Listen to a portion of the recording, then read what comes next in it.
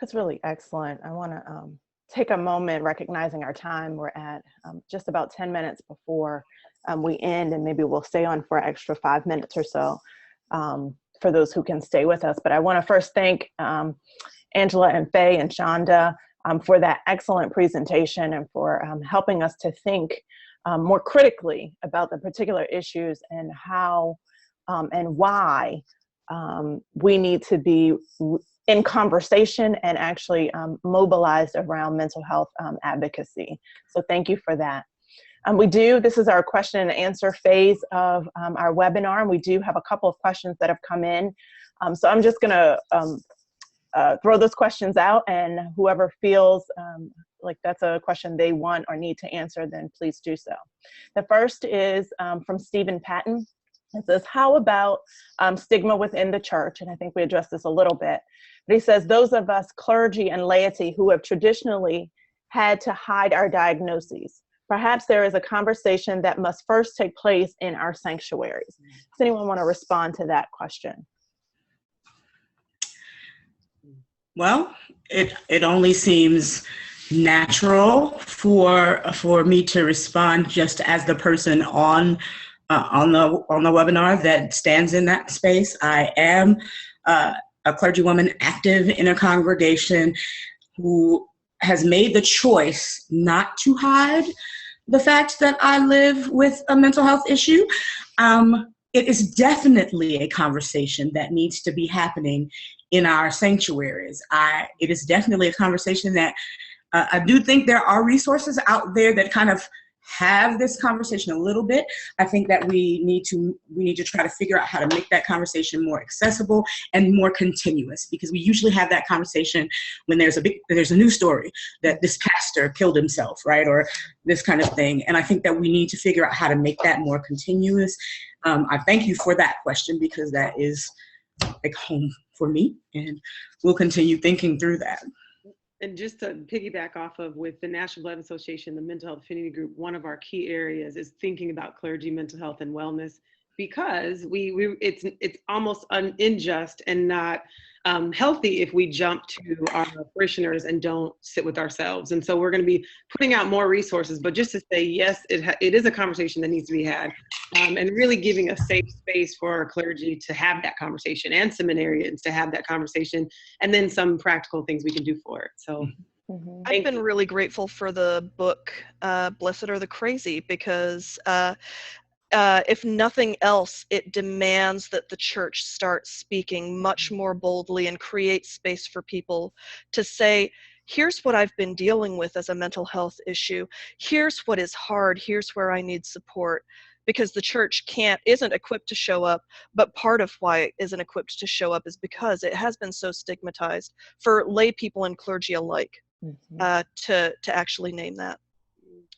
And if I can add just to that, with the work that NBA is doing, as Angela correctly mentioned, we're lifting up. How are we faithful to clergy who may be in these issues, and the conversation that we need to have in our sanctuaries, but also the conversation we need to have at the level of our commissions on ministries and things like that, as not just when people get in the church and something happened, as Faye said, but also as people are hearing and responding to calls, and how can they faithfully be able to share their diagnosis without fear, to have the support that they need, and also us as the church recognize we are all people with gifts and abilities and calls from God to be able to lead, but each of us needs the appropriate support to be able to do so. So we hope that more information you'll be able to find more resourcing as we continue to have those conversations. The next question that came up was, how do we as clergy communicate to our members to get past the fear of misunderstanding? My members fear that something will happen to them like in other states where people have brought harm into the church when they are welcoming. My church is elderly and they are truly fearful. How do we communicate? I'll just say, and then I want to definitely have our clergy respond, that it is, we are in a time and a day where being welcoming could be dangerous. And so I want to acknowledge that.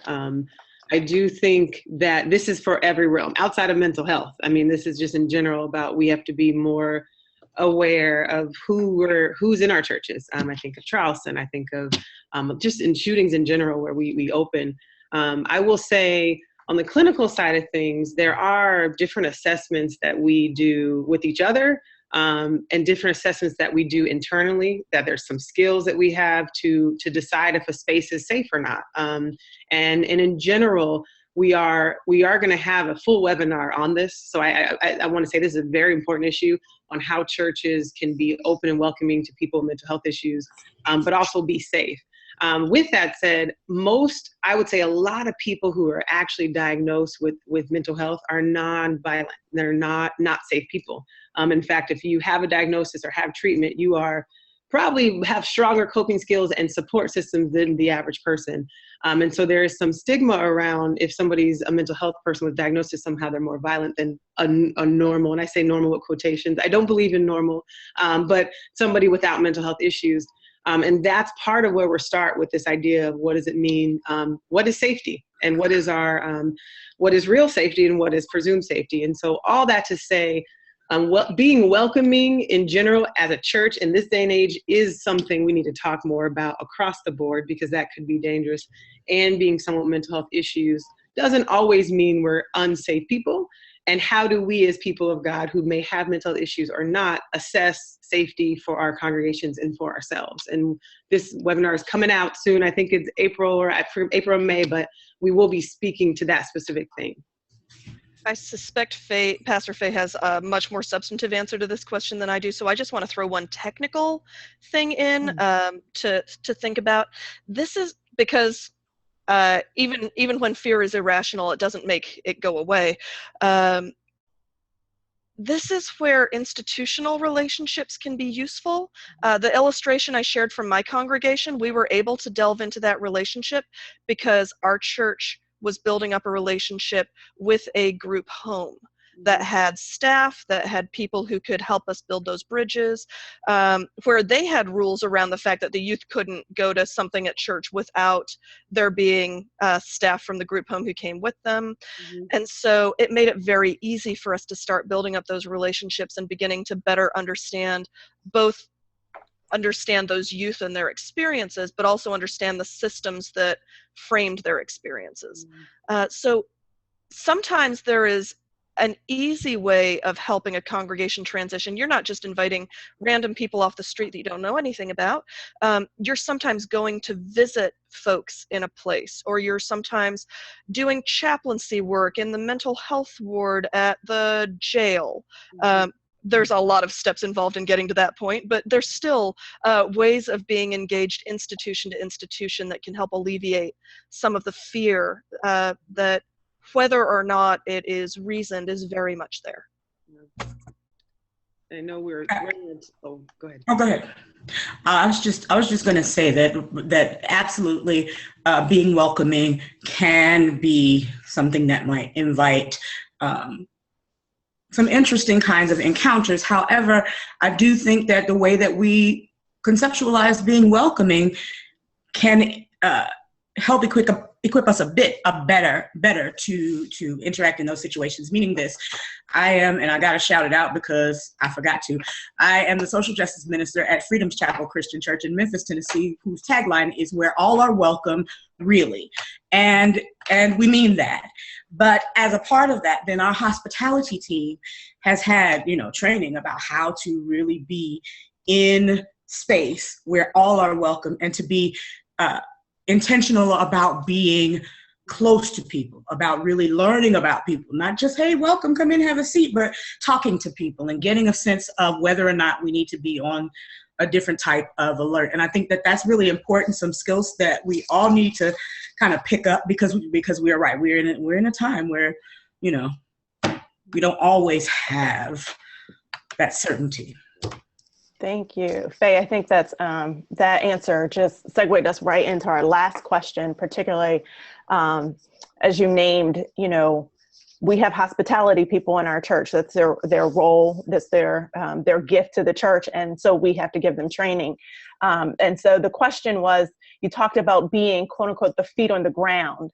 could you name some practical examples of things congregations can do in communities? So if you and if others can name one or two other things that might be at the top of your head, like what you've just named, I think that'd be helpful. And then we'll close out our meeting together. Sure. Angela, were you ready to start? I was going to say I'm on both ends, in the church and in the mental health world, and I would say that us as church people going into spaces that we typically wouldn't is a huge. When we see our screen here and say connect with our local community, we mean leave the church. Be okay with F-bombs, be okay with smells, be okay with people who don't believe like you, because if we can kind of be like Jesus and go into their spaces, hang out with the Matthews and have them over for dinner, then we will see and listen and we'll know what we need to do. A lot of us Christians go into spaces with an already preconceived notion as what they need. But as a clinician, I didn't even know what they needed until I sat with people for 10 months at a time. And then now as a clergy person myself, my whole theology has changed in terms of my first couple months with somebody. I just have to listen to know. So the biggest thing I would say is leaving our churches, going to the mental health community, places like agencies, places where group homes and places like that is huge.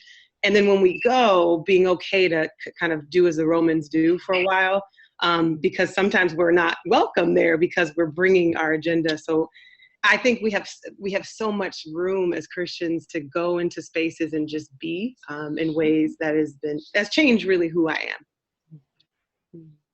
Right, and piggybacking off of that, there are ways in which the kind of this space I talked about us being trusted messengers can put us into conversation with folk who have the opportunity to shape the systems, right? And so we see on the slide this local commissions on mental health.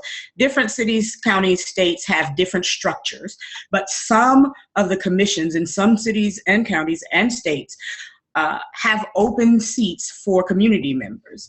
I would encourage us, those of us who really are invested, to interact there, because if our voice is not in the room, if somebody's voice from the community, or to provide space for somebody who is living with a mental health issue to be there. Also, provide spaces for stories to be heard, right?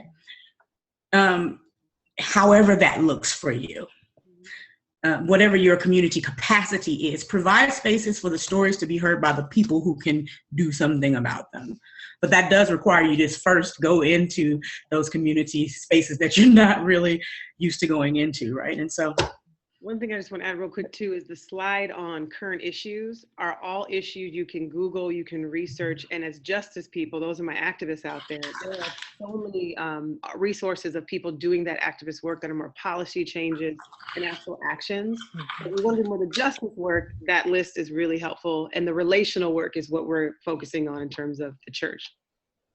And I just want to tag on to what Angela and Faye said really quickly. In the very, very tangible illustration, y'all, the questioner is asking about the the hospitality team. I think you all have already pointed to some great things. I go to a church that doesn't have that has some deacons on duty every Sunday, and the culture of the church has shifted around, tolerating the smells, tolerating the noises, tolerating the words, but tolerating the breadth of emotion that shows up in worship. Mm-hmm. And that has done more to equip the church to support people being present in worship across the mental health spectrum, has people ready to be with them and supporting them. And also that congregation has become very intentional about noticing where there is a lack of access. And that is how their advocacy work has been changed by their spiritual commitment to the people in the space, is they've started paying attention to the systemic and institutional impacts on the people they love. And I see those things being very, very connected. Mm-hmm. I want to thank all of you. That was really fruitful. I think one of the goals here at NBA is to help provide some of those resources to help our congregations and our communities not just get involved, but also to shore up their involvement with some concrete and practical ways to do that work.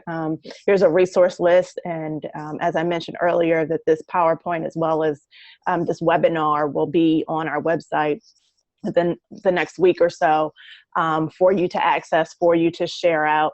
And one of the last things I kind of heard from our panelists is this need to, in some ways, normalize this conversation within our congregations, right? So it's not this outside conversation or sidebar conversation or those people over there conversation, but that the more we begin to lift it up, to talk about it, to find biblical and theological ways of talking about it, and then practical ways and things of talking and doing, then we're able to really make some moves and be the welcoming community and congregations that we hope to be. And so I want to take this moment and to thank our panelists for just really an amazing conversation that we've had, and some really, really important information that we were able to receive. And thank you all for your time with us, for taking time out of your day to be with us, to listen in on this conversation and to offer your thoughts. We ask that you would please consider many ways you and your congregation might continue to get involved or further your ministries in becoming welcoming congregations for those who have experienced or are currently experiencing mental illness or mental health challenges and their families. Both the PowerPoint and today's webinar will be on the MBA website soon for your convenience. A special thank you to our panelists, and we want you to get connected.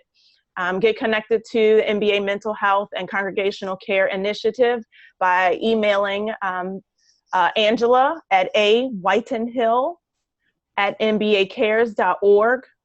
That's awhitenhill@mbacares.org, or visit our website at mbacares.org/mental-health, or just go to the mbacares.org website and look for the mental health work. There'll be a form on that website that you can fill out and get plugged in. Angela mentioned our next webinar will be in April. We're still picking a date, but please mark your calendars for April. The title of that will be Becoming a Welcoming Church, Creating Safe Boundaries for Congregations Serving Those with Severe Mental Health Issues. Look out for more information and mark your calendars, and visit the MBA website to learn more about what we're doing. Like us on Facebook and follow us on Twitter. We thank you for joining us this afternoon. Have a great day.